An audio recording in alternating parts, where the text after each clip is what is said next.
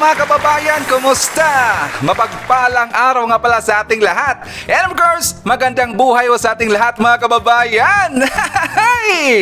Wala na mahabang intro pa. You already know who this is. Kilala nyo na mga kababayan kung sino itong nag-iingay na naman sa inyong mga cellphone at saka sa inyong mga TV. Si Sir Ivan na naman mga kababayan, ang pinakabulol na vlogger sa mundo ng YouTube. Pero masarap ho magmahal yan. At saka nakapagpatanggal rin ng stress. At saka nakapagpaganda rin sa inyong mga mukha. Alam nyo na yan mga kababayan. Alam nyo na yan. Hindi na kailangang i-memorize. Kasi araw-araw ko na yan sinasabi dito. Na yung laughter is the best medicine. Maganda kasi ang benepisyo niyan mga kababayan. Pagtatawa ho tayo araw-araw. Sinasabi lagi yan ng mga eksperto natin mga kababayan at ng ating mga doktor. Kaya iningganyo kayo na tatawa tayo araw-araw mga kababayan. At saka samahan nyo si Sir Ivan dito sa channel natin. Magiging updated ka pa sa mangyayari sa mga nangyayari sa Pilipinas. At saka matatanggal rin ang inyong mga stress. Pasensyahan nyo na Sir Ivan mga kababayan. Medyo may pakabulol talaga So nga mga kababayan, alam nyo, naglibot-libot si Sir Ivan sa mundo ng YouTube mga kababayan. Sa maraming mga videos, nakita yung mukha ko doon. Ginamit na pala sa ibang mga YouTuber ang ating video mga kababayan. Natuwa pala sila sa ginagawa natin dito. Nahiya ako mga kababayan. Siyempre, bulol si Sir Ivan Minsan, mahirapan pa mag-pronunciations. But anyway, sa mga YouTuber dyan na gumamit sa ating mga video, mas lalo niyang gagawin yung gwapo dyan si Sir Ivan. I-filter nyo ng konti para magka-gwapo tayo dyan. At saka lagyan nyo na rin ng credit to the owner. Mas maganda yan. No problem yan. No problem. You can have my video, no problem. Para marami na makakita kay Sir Ivan. At saka marami na rin makakaalam sa mga magagandang balita ho. So before we move on, before tayo mag-start mga kababayan, gusto ko muna kumustahin ang ating pinakamamahal dito na mga legends, ang ating mga senior citizen. Hello, kumusta po? Kumusta? Sana I'm hoping na sana nasa maayos kayo na kalagayan. Siya nga pala sa mga first timer natin dito, mga first time viewers, yung mga legends na tinatawag ko, sila po ang ating mga senior citizen. Ginamit ko lang ang term na legends para hindi medyo medyo bagets rin At saka para hindi masakit sa tuhod. Sabi nila masakit daw sa tuhod yung senior citizen na word. So welcome nga pala dito sa ating mga bagong viewers, and also i-shoutout ko rin ang ating mga solid viewers. Hi to Scout Ranger. And of course, shout out rin kay Ma'am Rosario Takahashi. She's watching from Japan. Hi to Ma'am Heidi Acosta Huyer. She's watching from Gold Coast, Australia. And of course, hi to Sir Herbert Apur. He is watching from Davao City. And hi to Alberto Alarcon. And shout out rin kay Ma'am Elsie Adam.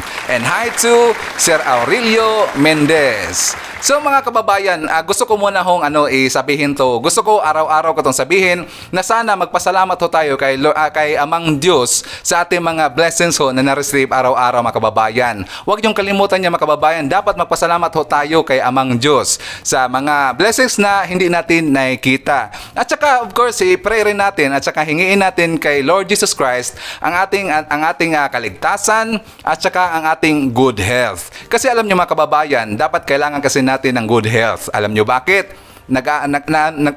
Nagtatrabaho kasi tayo araw-araw mga kababayan. At saka para maganda ang performance sa ating trabaho, siyempre kailangan natin ng good health. And of course, wag natin itong kalimutan. Magpasalamat din tayo kay Amang Diyos na binigyan tayo ng magandang buhay. At saka ito, ang pinaka-importante, magpasalamat tayo kay Amang Diyos dahil hanggang ngayon nakahinga pa tayo. Importante yan mga kababayan. Kaya palakpakan natin mga kababayan si Amang Diyos at saka si Lord Jesus Christ. Okay, so start na tayo para hindi masyadong mahaba. Maraming nagreklamo mga kababayan na mahaba daw ang ating intro Sige lang, iklian na natin. Masarap kasi magdaldal dito. Lalo na pag excited si Sir Ivan mga kababayan, tsaka marami ito yung mga good news. Ito ang ating pag-usapan una. Kasi alam niya mga kababayan, hindi ko sana ito pag-usapan eh. Itong confirm na vlogger ni Cayetano, kilala niyo kung sino siya? Kilala niyo? Hindi ko na sana pag-usapan to. Kaya lang, parang napaka-antay Marcos kasi. Ngayon, sa latest niya na video mga kababayan, kini-question niya si BBM. Kini-question niya si PBBM mga kababayan. Katulad rin itong mga dilawan. Nag-question rin kay PBBM mga kababayan kasi ginulat sila ni PBBM eh. 'Di ba nag-press briefing lang nag-press briefing si PBBM mga kababayan. Nung bago lang kakatapos lang sa press briefing niya, maraming nagtanong doon sa kakayahan ni Sir PBBM mga kababayan. Pero bago tayo pupunta doon, kasi i-counter attack natin yung mga kababayan, counteran natin yung mga bias media. Marami kasi nagtanong. Ito muna si vlogger ni Cayetano. Kilala niyo mga kababayan, DDS yan eh. Sabi niya DDS siya eh. Pero klarong-klaro ngayon, dilawan yan eh. Ngayon naging dilawan na mga kababayan, confirm na ho namin kasi sinusubaybayan lagi yan ng Sir Ivan yan eh. Kasi palagi kasing naninira. Ngayon, 'di ba kinuha ni PBBM mga kababayan si Juan Ponce Enrile, ginawa siyang presidential advisor ni PBBM. Ngayon, kinu-question niya si PBBM, ano daw ang magagawa ni Juan Ponce Enrile sa edad niyang ito. 'Di ba si Juan Ponce Enrile mga kababayan, 98 years old na siya. Medyo may katandaan na rin, pero wag ka. Si Juan Ponce Enrile, mautak yan. Hanggang ngayon, napaka-mautak pa rin. Ano ba daw, sabi ni Juan Ponce Enrile mga kababayan, napaka-clear pa daw ang kanyang mga memorya. Siyempre, ang kalabaw rin naman, may kasabihan nga tayo mga kababayan, ang kalabaw lang ang tumatanda. Pero believe ako dyan kay Manong Juan mga kababayan. Si Manong Juan, si Juan Ponce Enrile.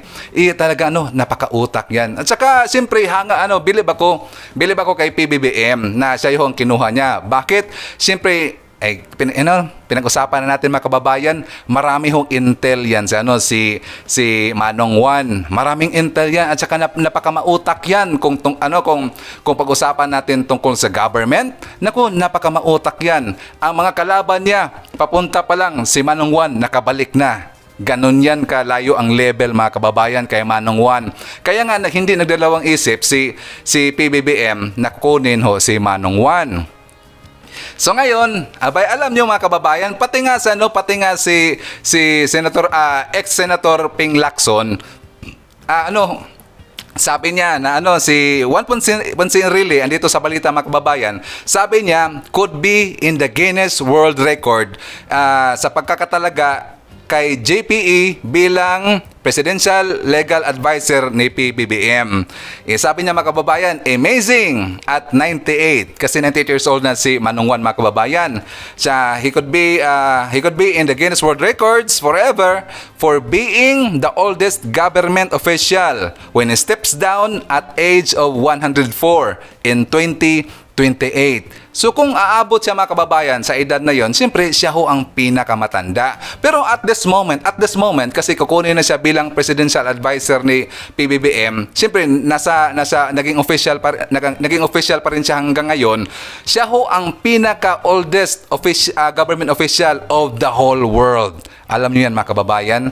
Of the whole world. Ang second ho, si Queen Elizabeth. Correct me if I'm wrong mga kababayan. I think si Queen Elizabeth yung second ang pinakamatanda Kasi si Queen Elizabeth, she is 96. Ngayon si Manong Juan mga kababayan, si Juan Ponce Enrile, 98 na ho siya. So matanda na talaga. Pero grabe malakas pa rin At saka marami pa rin kaalaman. Saka klaro pa rin ang kanyang memorya. Kinwestiyon kasi itong ano bang tawag ko sa kanya? Itong balimbing Itong napakabalimbing na vlogger ni Cayetano.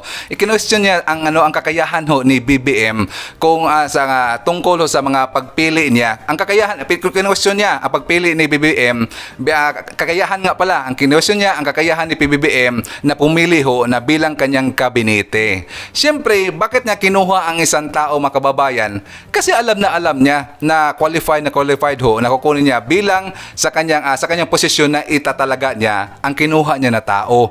Siyempre, napakatalino ni PBBM mga kababayan. You don't need to ask him.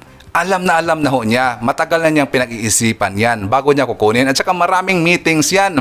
Hindi lang naman siya lang nag-iisa nag-isip yan. Siyempre, meron siya mga advisors din. Grupo niyan sila mga kababayan. So, hindi lang on the spot niya isipin, ay, kukunin kita kasi alam ko qualified ka. Hindi ho ganun. Marami ho siyang mga meetings yan. Kasama ho mga gabinete niya. So, ganun ho yan. Itong si, ayaw ko lang banggitin.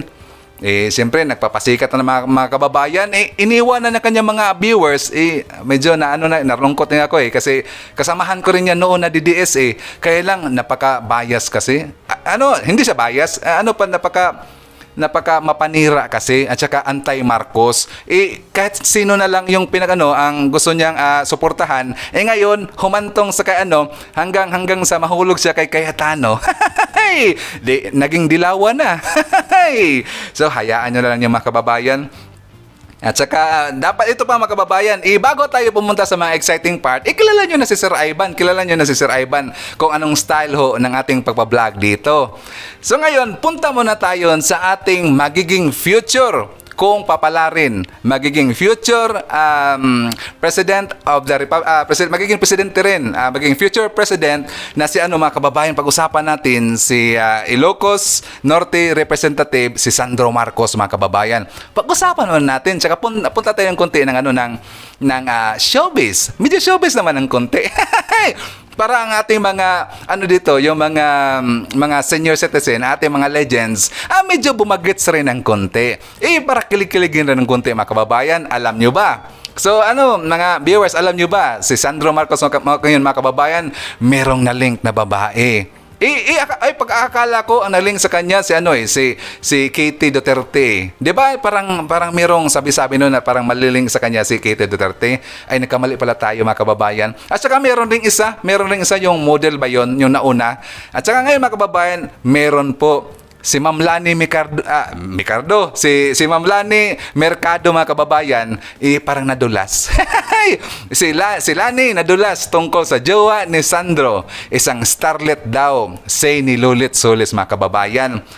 Sabi niya kasi mga kababayan, si Ma'am Lani Mercado kasi nag-Facebook live siya. So while kinausap niya po si Sandro Marcos mga kababayan, biniro niya lang naman, sabi niya, hello Sandro, ang girlfriend mo pala is taga Bacoor. At saka sabi niya, nakwento sa akin ni Brian, sabi ni mga kababayan, ni Ma'am Lani Mercado. Nakita pala ng lahat mga kababayan. Siguro mga joke lang siguro yon. Siyempre, marami kasing mga mata So, ang ibig lang sabihin mga kababayan, ang nilink daw na starlet kay mga kababayan, kay Sandro Marcos, ay nagngangalan na si Alexa Mero o Alexa Mayro. Basta yun ang spelling M-I-R-O So, si Alexa Mayro mga kababayan, nasa starlet daw sa sa kasali sa Lunch Out Loud. Sumali daw doon. Siyempre, maganda rin naman mga kababayan. Sexy rin nakilig rin kasi pag ganyan mga kababayan.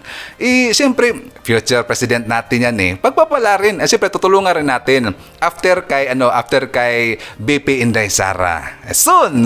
Siyempre, andito pa rin si Sir Ivan sa suporta So nga mga kababayan, punta naman tayo. Bakit kasi gusto lang ni Sir Ivan nakikiligan kayo ng konti. So ngayon, 'di ba kahapon mga kababayan, nakatapos lang ng inauguration ni Bibi Inday Sara. Naging official na ho siya ngayon na Vice President. So alam niyo mga kababayan, na merong nag-trending ho. Merong nag-trending. Siyempre, Inday Sara yan Nag-trending para yung hashtag na hashtag our BP Sara Duterte. Mga kababayan doon ho sa Twitter. Pagkakaalam ko ang Twitter, tambayan niya ng mga virus Tambayan niya mga kababayan ng mga dilawan. At saka andan ho lahat ng mga salot ng lipunan. Marami doon. Pero wag ka. Kahit pa tambayan ho lahat, andol ang mga troll farms na mga dilawan. Mas nag-trending ho ang our BP Sara Duterte na hashtag mga kababayan. Siyempre, hindi Sara yan Sabi dito sa balita, our BP Sara Duterte trending sa araw ng inaugurasyon ni BP-elect Sara Duterte. Siyempre, pag mga kababayan, pag si si PBBM na naman ang mag-inaugurasyon yan, eh siyempre mag-trending yan. Si PBBM yan eh. Si BBM yan eh. At saka pag si Inday Sara, siyempre magte-trending yan. Abay, maraming nasaktan mga kababayan. Maraming nasaktan na mga dilawan. Kaya lang, pag si Sir Ivan na magbabalita dito, pagbubugbugin ako lagi ng mga dilawan mga kababayan. Bubugbugin ako, namanhid na lang tuloy si Sir Ivan. Bahala kayo dyan mga dilawan. Ang mabuti pa sa inyo, dito lang kayo sa video ko mag-comment. Mas masaya dito. Kasi doon sa Facebook, hindi ko yung babasahin. Ganon-ganonin ko lang eh. So nga mga kababayan, 'di ba dahil nga hindi nagpunta doon si BP Leni Robredo. Siyempre tatawagin natin BP Leni Robredo kasi Vice President pa yan eh. Kahit si Sir Ivan hindi naman pareho yan sa Rappler na walang respeto eh, nawala yung JMRC. Tinawag nga man lang si PBBM mga kababayan, Bongbong Marcos. Doon sa balita kahapon natin, hindi man lang nilagyan ng President-elect Bongbong Marcos. Nawala nga yung GMRC nila. Walang respeto mga kababayan. Siyempre, presidente yun eh. So nga mga kababayan, andito ho sa balita. Outgoing BP Leni magsasagawa ng General Assembly. Inimbitahan si BP Elect Sara. Si Inday Sara mga kababayan, iimbitahan daw niya sa General Assembly. Ang sabi niya dito sa balita, sa pitsa 27 mga kababayan, magkakaroon ng General Assembly ang Office of the Vice President. Huling General Assembly daw ito sa pamumuno ni BP Leni. So, hindi ba siya nahiya iimbitahan si Inday Sara mga kababayan, si BP Inday Sara? Hindi siya, 'di ba? Unang-una, inimbitahan ho siya ni Inday Sara mga kababayan, itong si BP Leni, pero hindi siya nagpunta doon. Meron siya mga pasakali, sabi niya nag-conflict daw yung schedule niya. Hindi niya ba iniisip 'yon na ang inaugurasyon isang beses lang yan mangyayari? At saka napaka-importante ho yan sa isang tao. Talagang mahalagang araw rin. Isa sa mahalagang araw. Kasi siyempre matatalaga ka bilang Vice President. Bakit magiging Vice President ka ba kung hindi basta-basta yan. Ikaw magiging Vice President ka at sa mag-inaugurasyon. Hindi naman po point yan eh. Gagawin niya hong halalan. Magagawin ho yung eleksyon. Kaya hindi yan ho basta-basta. Hindi niya nagpunta mga kababayan. Alam ko kung bakit. Siyempre, mawalay ang kanyang beauty doon. At saka, siyempre, alam na niya, lahat kasi nagpunta doon, mga pro-Marcos yan eh. At saka mga pro-Duterte. Baka pag pupunta siya doon, siya lang mag-isa doon. Isa lang mag-isa doon na magiging virus. Kaya hindi siya nagpunta doon mga kababayan. Alam ko na yung rason. Siyempre nagpunta si si PBBM siyempre mawalay yung beauty niya doon. Andun ang ka-rival niya, ang mga ka-rival. So siyempre kung let's say ipagpalagay natin na si Inday Sara, si BP Inday Sara mga kababayan, pupunta ho dito sa assembly na gagawin ni BP Leni. Abay parang isang sampal yan eh. Parang magiging sampal yan mga kababayan. Tingnan nyo, inimbita ka nung una, tas parang, hinindian mo. Ngayon, talagang imbitahin mo yon si Inday Sara, tas pupunta sa assembly mo. Diba, napakalaking yan mga kababayan. Ako, mahiya ako niyan eh. Kung ako si BP Leni, parang mahiya naman ako. So, ngayon na lang, bahala na siya dyan. So, BP Leni, good luck na lang. Good luck na lang. At saka, enjoy na lang ho sa assembly nyo na gagawin. So ngayon mga kababayan, punta naman tayo dito sa medyo mainit-init na balita. Dito na natin umpisahan.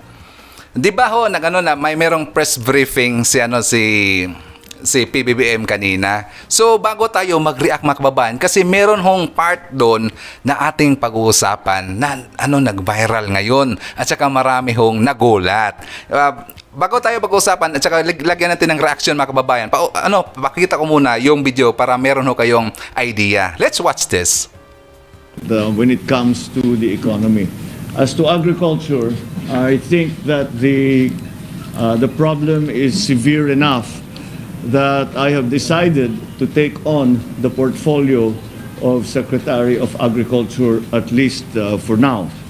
And at least until we can reorganize the Department of Agriculture in the way that it will make it ready for the next years to come. Marami tayong mga kailangang palitan, marami tayong mga medyo naging mga iba't ibang opisina na hindi na masyadong nagagamit o kailangan ng i-retool para sa post-pandemic.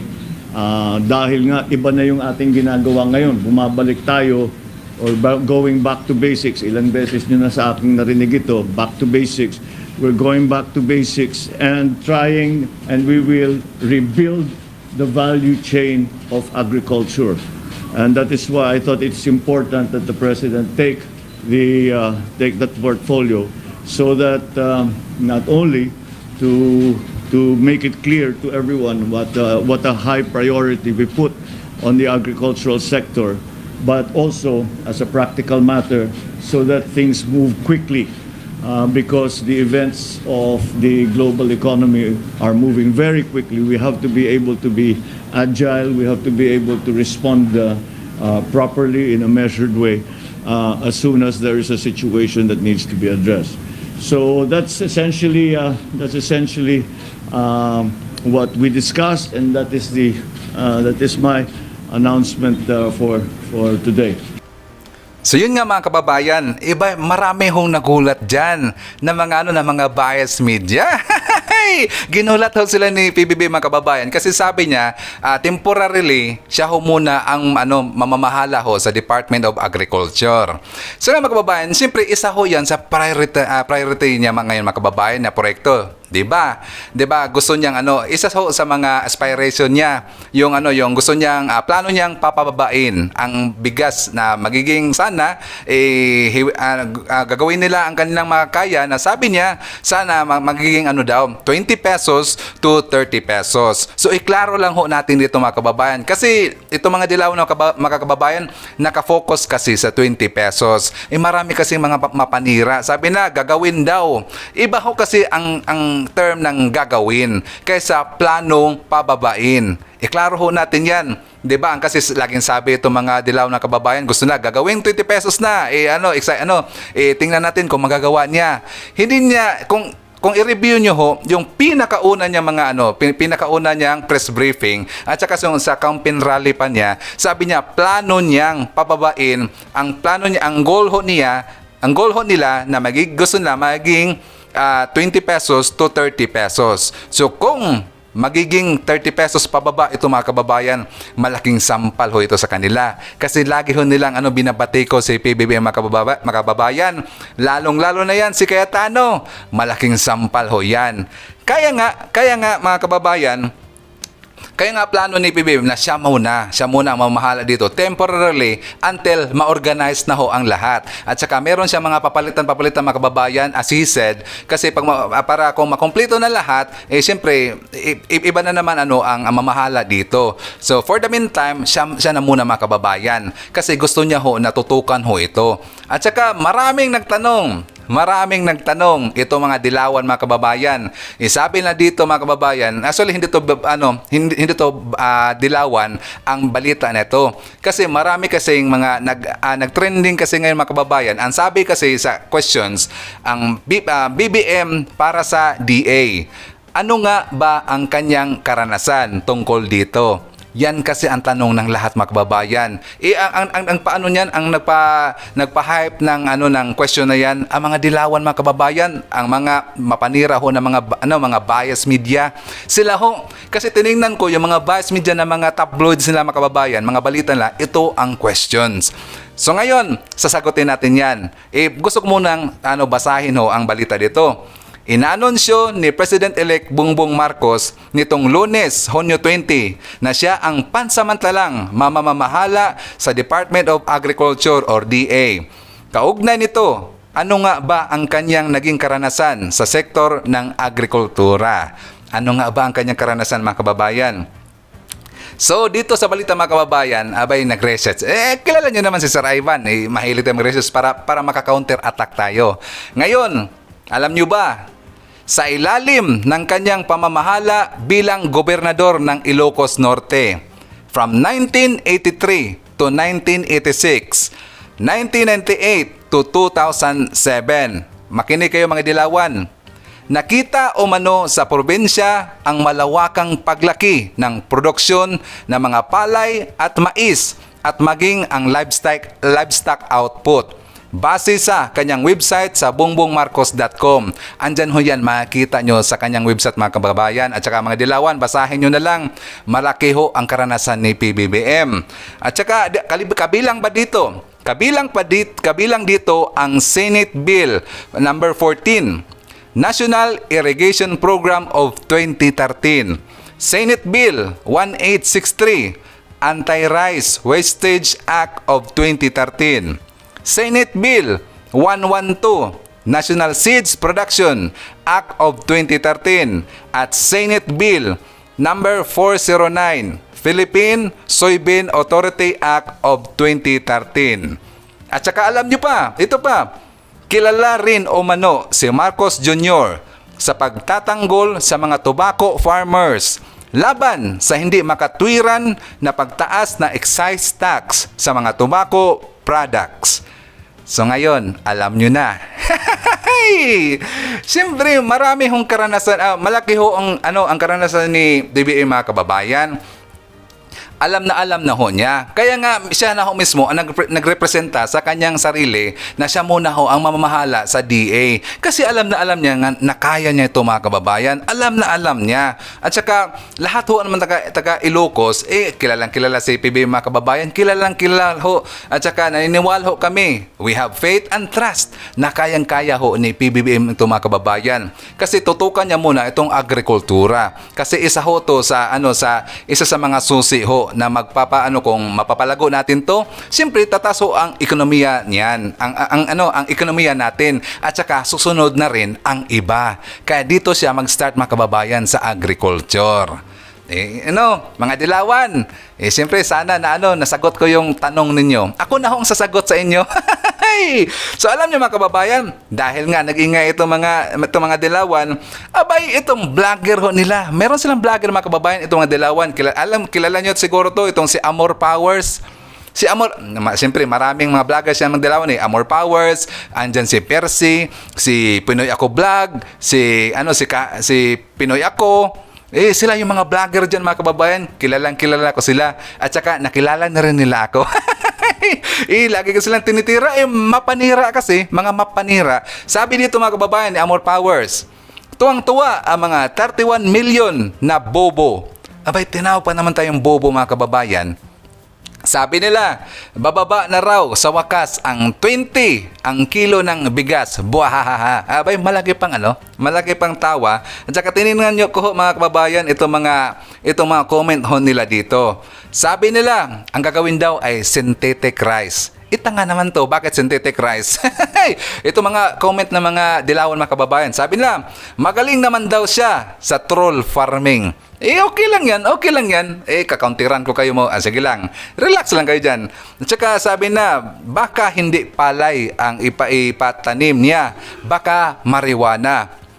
Kung marijuana, at least hindi walang halong chemical yan. It's organic. Don't panic. It's organic. Ano problema kung marijuana? Hindi, joke lang yan. Joke lang yan. Sa Pilipinas, mga kababayan, hindi pa kasi legal ang marijuana.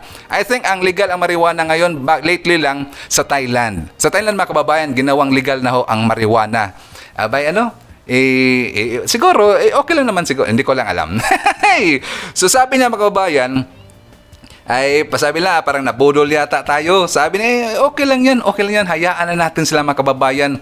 Pag mangyayari ho yan, pag darating ang panahon na yung bigas na kilo ibababa ng 30 pesos, isasampal natin yan sa kanila mga kababayan. Tandaan nila yan. Isasampal namin sa inyo mga dilawan.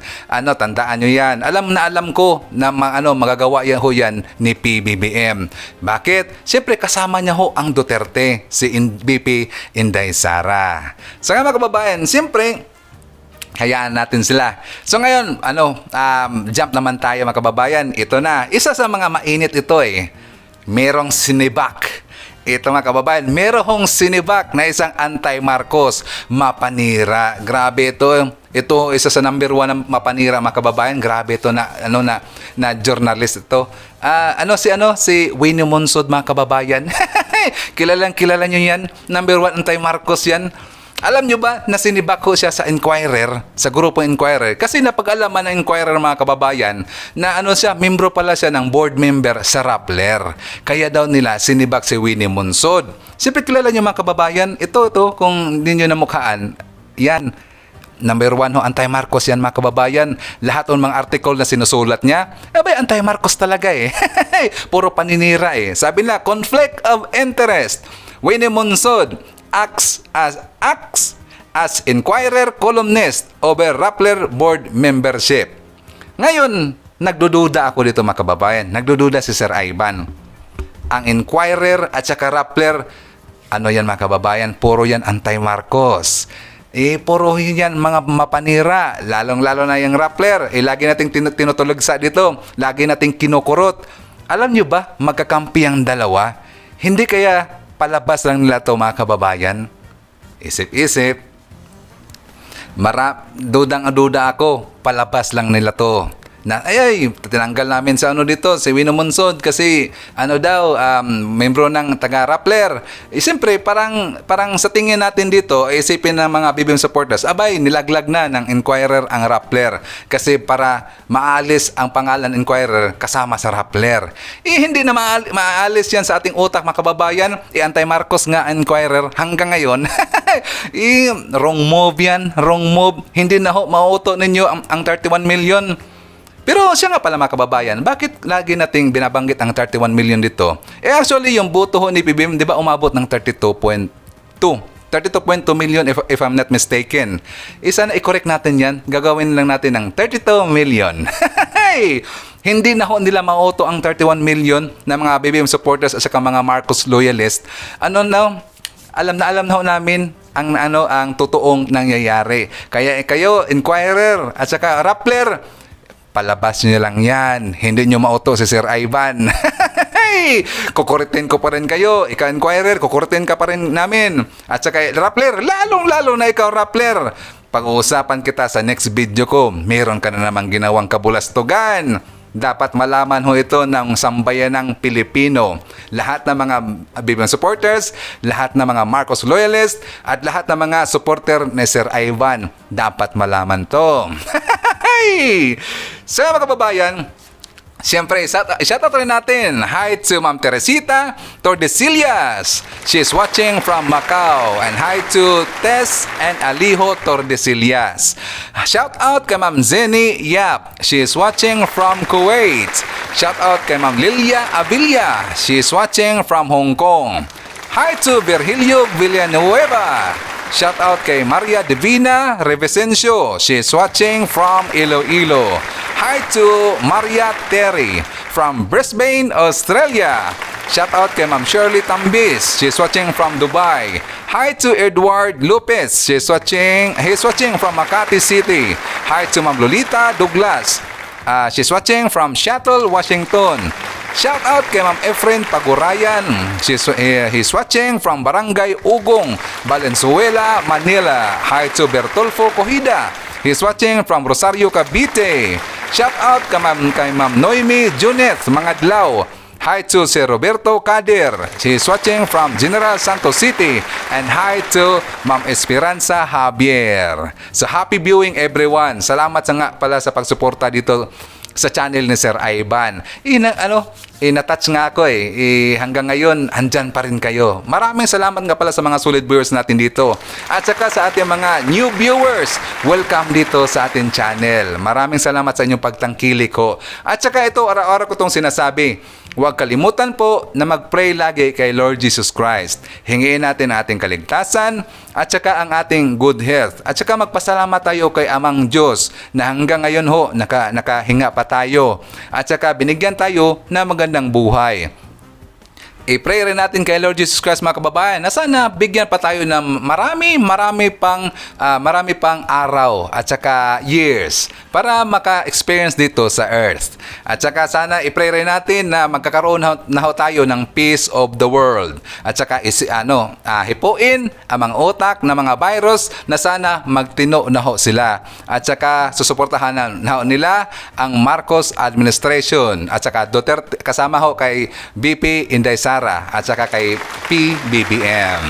So maraming salamat mga kababayan, and I hope to see you again on my next video.